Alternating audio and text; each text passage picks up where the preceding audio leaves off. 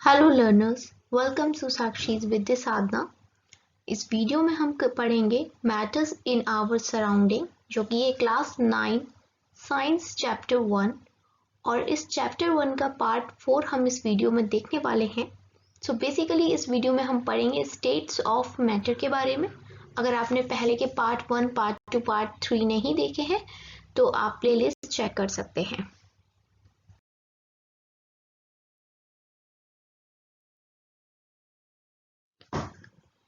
तो इस वीडियो में हम पढ़ने वाले हैं स्टेट्स ऑफ मैटर के बारे में। चलिए स्टार्ट करते हैं। आप भी अपनी बुक्स को खोल लीजिए और यहाँ से हम पढ़ना स्टार्ट कर रहे हैं 1.3 स्टेट्स ऑफ मैटर से। Observe different types of matter around you. What are its different states? We can see that matter around us exist in different states: solid, liquid, and gas. These states of matter arise due to the variations in the characteristics of the particles of matter. Now, let us study about the properties of these three states of matter in detail. देखिए, इसमें बोला जा रहा है कि हमारे आसपास जो चीज़ें मौजूद हैं, हमें उनको देखना है और फिर उनकी स्टेट्स का पता लगाना है। सपोज आप किसी रूम में बैठे हैं और आप मोबाइल या लैपटॉप से मेरी वीडियो को देख रहे हैं, तो जो मोबाइल लैपटॉप है वो सॉलिड है। फिर आपने अपने पास एक वाटर बॉटल रख रखी है, तो बॉटल तो सॉलिड है लेकिन उसके अंदर जो पानी है, वाटर है, वो लिक्विड स्टेट में है। नाउ अब आप जिंदा हैं, मैं भी जिंदा हूँ, इसका मतलब हमारे आसपास है ऑक्सीजन। तो ऑक्सीजन एक गैस है। देखिए, हमारे आसपास सॉलिड भी है, लिक्विड भी है और गैस भी है। These states of matter arise due to variation in the characteristics of the particles of matter. और ये जो वेरिएशंस है ना, अलग अलग की, कोई चीज़ सॉलिड है, कोई चीज़ लिक्विड है, कोई चीज़ गैस है, इसका एक ही कारण है कि जो पार्टिकल्स होते हैं अलग अलग मैटर के, उनकी जो कैरेक्टरिस्टिक्स होती हैं, फीचर्स होते हैं, वो डिफरेंट होते हैं। उन्हीं की वजह से ये वेरिएशंस आ जाती हैं। अब हम क्या करेंगे, एक्टिविटी के थ्रू इन तीनों स्टेट्स को डिटेल में स्टडी करेंगे। सो हम फर्स्ट ऑफ ऑल पढ़ेंगे 1.3.1 द सॉलिड स्टेट। एक्टिविटी 1.9 से बोला गया है, collect the following articles: a pen, a book, a needle and a piece of wooden stick. ये सारी चीजें आपको कलेक्ट करनी है। उसके बाद sketch the shape of the above articles in your notebook by moving a pencil around them. Suppose ये हमारी बुक है, मेरी कोई ड्राइंग ज़्यादा कोई खास नहीं है, ठीक है, I am just trying. Suppose करिए ये कोई बुक है, ठीक है। तो अब क्या बोला जा रहा है कि इनके हमें आउटलाइन बना लेनी है। जैसे जब हम छोटे होते थे और हमारी ड्राइंग अच्छी नहीं होती थी, तो हम उसी चीज़ को रख कर उसके आजू बाजू लाइन खींच लेते थे। तो उसी प्रकार से हमें ये करना है। और ऐसे ही करके हमें जितने भी चीज़ें हमें कलेक्ट करने के लिए बोला गया था, needle, piece of wooden block, sorry stick, book, pen, ये सब की इस तरीके से आउटलाइन बना लेनी है नोटबुक में। Do all these have a definite shape, distinct boundaries and fixed volume? ये जितनी भी चीज़ें हैं, क्या इनका कोई डेफिनेट शेप है? तो हाँ, इनका डेफिनेट शेप है। दूसरी चीज़, डिस्टिंक्ट बाउंड्रीज, क्या इनकी बाउंड्रीज हैं? हाँ है। इनकी एक फिक्स्ड वॉल्यूम है? यस, इनकी अपनी एक फिक्स्ड वॉल्यूम है। What happens if they are hammered, pulled or dropped? क्या होगा अगर हम इनके ऊपर हथौड़ा मारें या इन्हें खींचें या फिर इनको गिराएं? तो क्या होगा हथौड़ा मारने से? तो देखिए, ये टूट सकती हैं, है ना। खींचने से बुक फट सकती है। तो ये सब चीज़ें हो जाएंगी। Are these capable of diffusing into each other? क्या ये एक दूसरे में डिफ्यूज हो सकती हैं? नहीं। सॉलिड में डिफ्यूजन नहीं होता है। मैंने आपको बताया था डिफ्यूजन क्या होता है। अगर आपको नहीं पता है तो इस चैप्टर की प्रीवियस वीडियोस को देखिए, आपको पता चल जाएगा। Try compressing them by applying force. Are you able to compress them? जो लास्ट पॉइंट में बोला गया है कंप्रेसिबिलिटी के बारे में, कंप्रेसिबिलिटी मतलब ये दबते हैं कि नहीं। आप दबा के देखिए बुक को, needle, piece of wooden stick को, पेन को, क्या दबते हैं? नहीं। सॉलिड्स में कंप्रेसिबिलिटी ना के बराबर होती है, या बोलिए नहीं होती, तो ये कंप्रेसिबल नहीं है। अब आगे बढ़ते हैं। All the above examples of solids, we can observe that all these have definite shape, distinct boundaries and fixed volume. हमने जितने भी एग्जाम्पल्स लिए उनसे हम एक चीज जान चुके हैं कि इन सब की अपनी अपनी बाउंड्री थी, शेप था और फिक्स्ड वॉल्यूम थी। That is have negligible compressibility, और मैंने जैसा कि आपको बताया कि ना के बराबर एकदम ये कंप्रेस होते हैं यानी दबते हैं। Solids have a tendency to maintain their shape when subjected to outside force.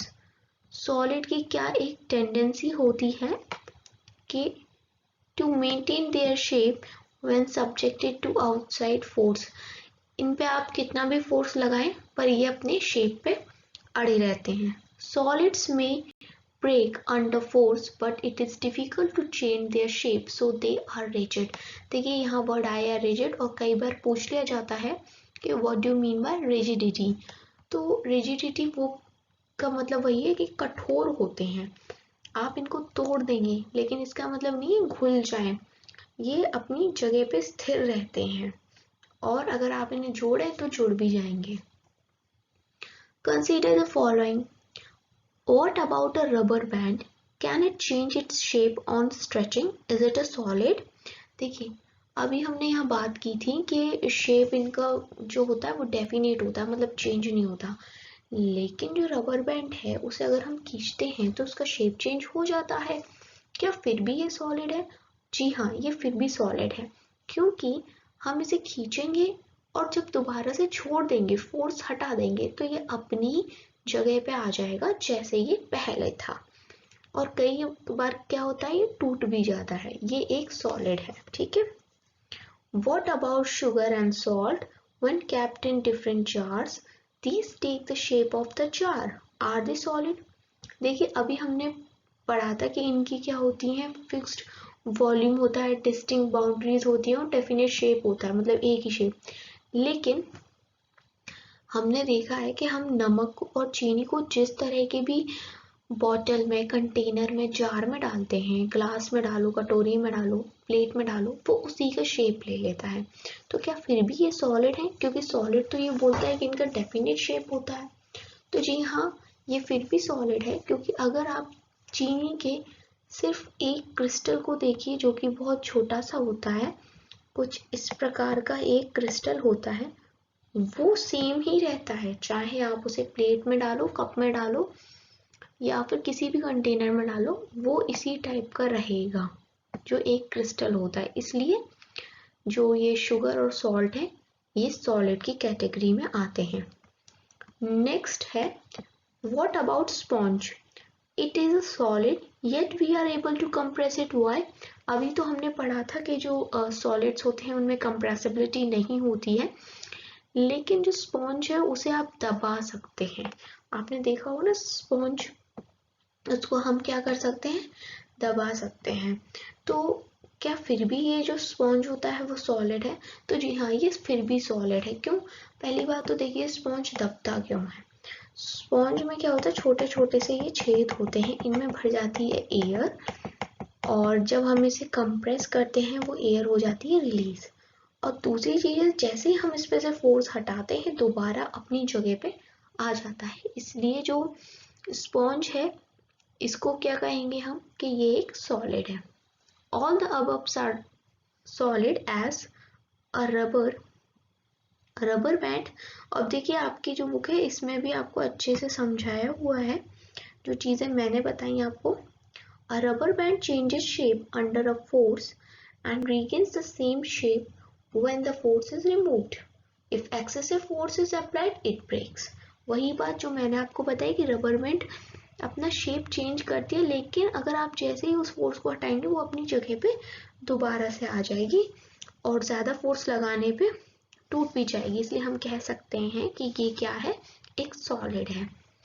The shape of each individual sugar or salt crystal remains fixed whether we take it in our hand, put in a plate or in a jar. मैंने आपको जैसे कि बताया कि sugar और जो salt के crystals होते हैं उनका जो शेप होता है वो फिक्स्ड होता है, चाहे आप उन्हें हाथ में लें, प्लेट में लें या जार में लें, इसलिए वो सॉलिड है। A sponge has a minute holes in which air is trapped. When we press it, the air is expelled out and we are able to compress it. तो जैसे कि मैंने आपको इस डायग्राम से समझाया था, वही सारी चीजें हैं, बहुत सिंपल है। अब आपसे भी अगर कोई इस तरह से पूछे तो आप बता सकते हैं।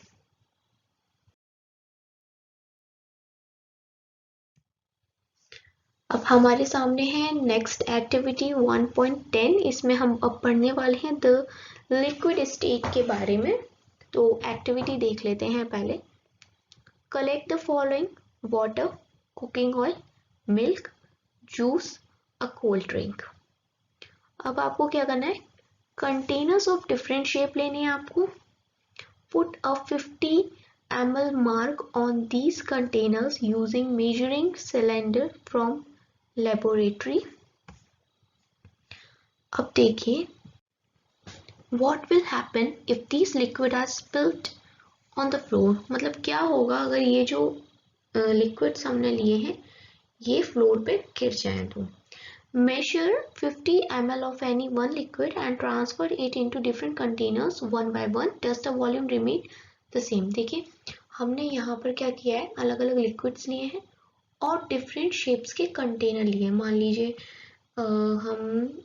मैं ड्रॉ करती हूँ, मैं ना पिक्चर भी लगा सकती थी, लेकिन अब आई थिंक आप ना इतने छोटे बच्चे नहीं हैं, आपको मेन चीज़ होनी चाहिए कि समझ में आ रहा है आपको। पिक्चर, एनिमेशन, इनमें कुछ भी नहीं रखा है, मेन चीज़ है समझना। तो मैं आपको यहाँ कोई बहकाना नहीं चाहती हूँ। एनिमेशन दिखा के बच्चे खुश हो जाते हैं तो एनिमेशन दिखाओ या वीडियो में मोर ग्राफिक्स। आप समझिए चीज़ों को, वही आपको हेल्प करेंगे। देखिए एक ये इस टाइप का कंटेनर ले लिया हमने, दूसरा इस टाइप का ले लिया और तीसरा हम ले लेते हैं कुछ इस प्रकार का।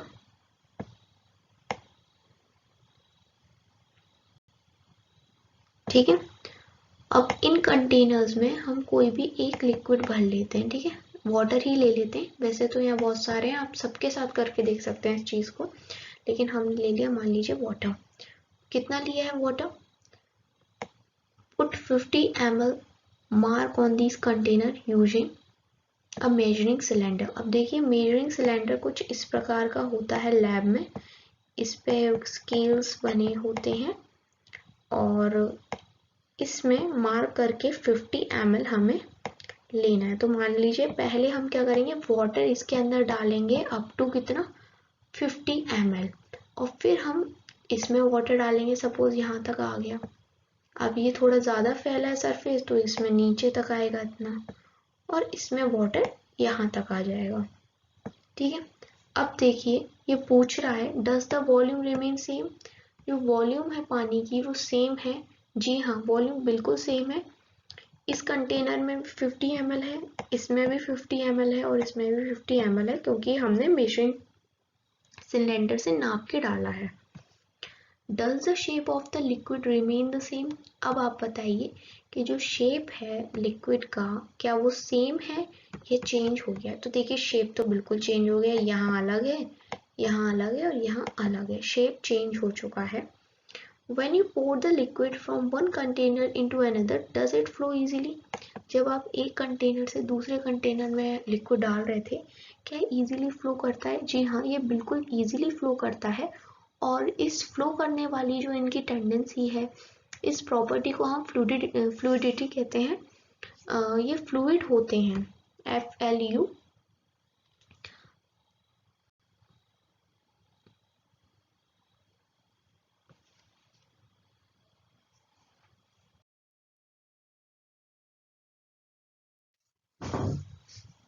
We observe that liquids have no fixed shape but have fixed volume।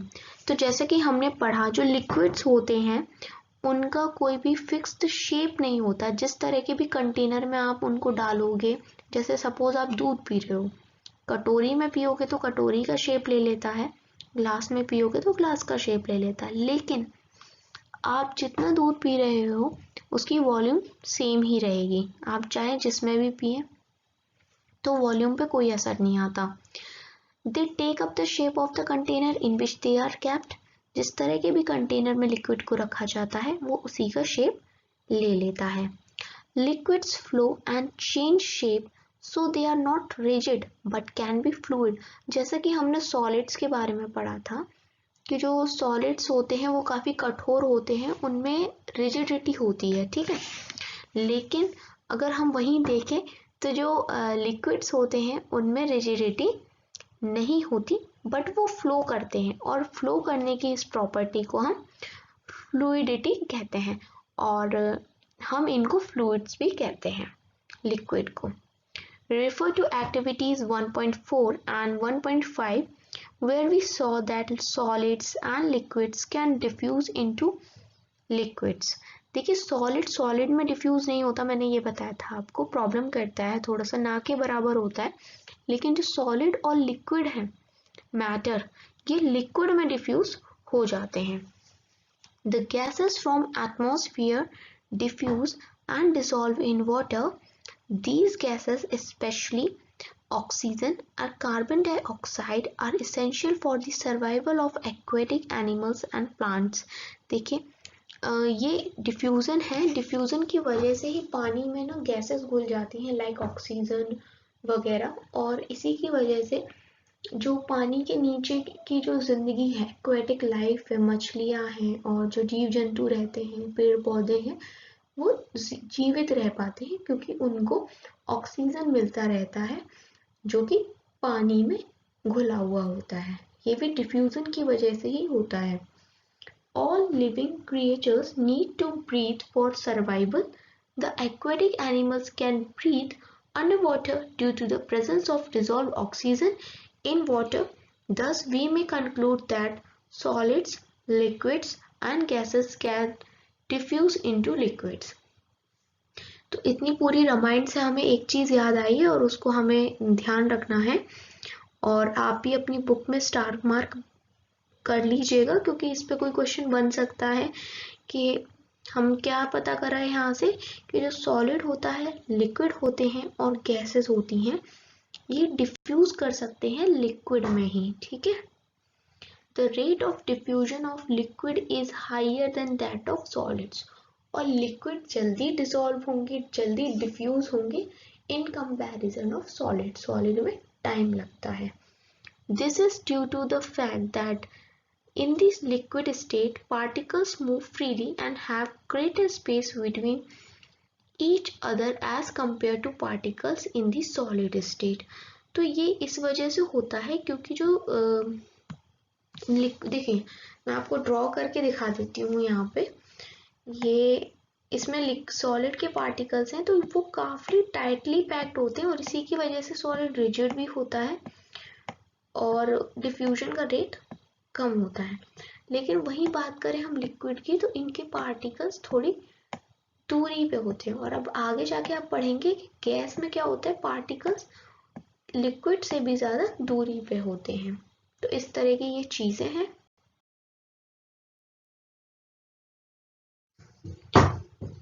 Video काफी लंबी हो रही थी इसलिए गैसीय स्टेट के बारे में हम पढ़ेंगे नेक्स्ट पार्ट में, और तब तक के लिए थैंक यू।